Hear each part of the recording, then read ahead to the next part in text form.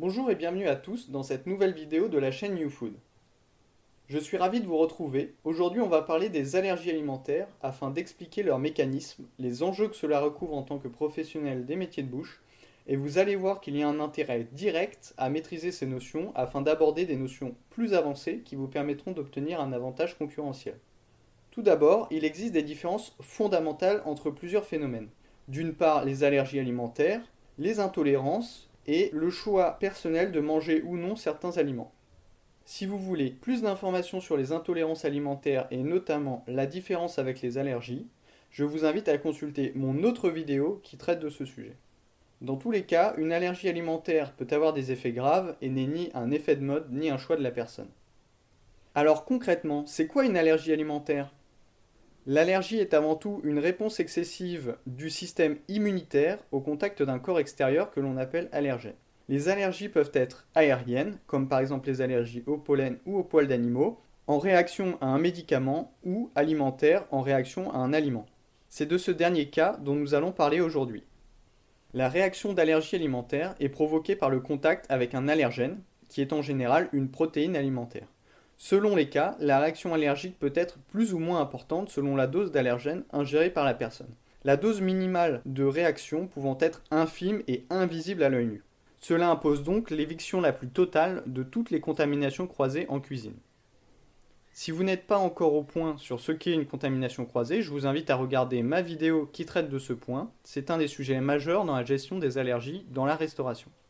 Quelles sont les conséquences d'une allergie alimentaire ? Lorsqu'un client allergique entre en contact avec des allergènes auxquels il est sensible, ses anticorps IgE libèrent différentes substances chimiques, dont l'histamine. Ce sont ces substances chimiques qui vont provoquer les réactions allergiques que l'on connaît. Ces réactions peuvent être de l'urticaire, des nausées, jusqu'à des problèmes respiratoires ou un choc anaphylactique qui va engager la vie de la personne. Il est donc impératif de prendre des mesures adéquates par rapport aux allergies dans votre établissement, afin d'éviter que de telles manifestations puissent arriver à vos clients. Autre fait important sur les allergies alimentaires. Un fait notable est que le terrain allergique peut être héréditaire au sein d'une même famille.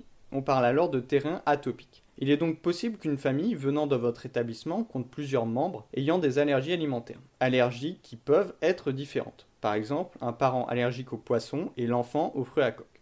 Aussi, la liste des allergènes majeurs regroupe 14 allergènes qui à eux seuls correspondent à une majorité d'allergies alimentaires. Il est donc possible qu'un de vos clients ait tout de même une ou plusieurs allergies non présentes dans cette liste. Il est donc primordial de discuter avec vos clients allergiques pour comprendre leurs besoins et vous adapter au mieux suivant les situations. Les bonnes pratiques. Il y a plusieurs bonnes pratiques que vous pouvez mettre en place dans votre établissement afin d'accueillir au mieux vos clients allergiques. Tout d'abord, la première bonne pratique est de discuter avec vos clients afin de comprendre leurs besoins et leurs contraintes alimentaires. La deuxième pratique est de connaître, si possible, la gravité de l'allergie, non pas par curiosité, mais afin de prendre la meilleure réaction si jamais un incident survient. Enfin, il vous faut également comprendre si les allergies de votre client rentrent intégralement dans votre affichage des 14 allergènes majeurs. Si oui, cela lui permettra de faire le choix lui-même et vous n'aurez plus qu'à en informer le cuisinier.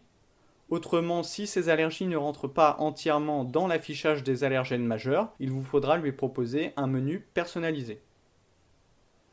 Voilà, je vous remercie d'avoir regardé cette vidéo, j'espère qu'elle vous aura plu et qu'elle vous aura aidé. Surtout, n'hésitez pas à liker la vidéo ainsi qu'à vous abonner à la chaîne YouFood. Vous pouvez également retrouver toutes nos offres sur notre site internet YouFood, www.youfood.fr. Vous pourrez y retrouver des offres à la fois de formation, d'accompagnement sur la création de votre affichage et de web marketing pour mettre en avant votre démarche par rapport aux allergènes. Et je vous dis à très vite!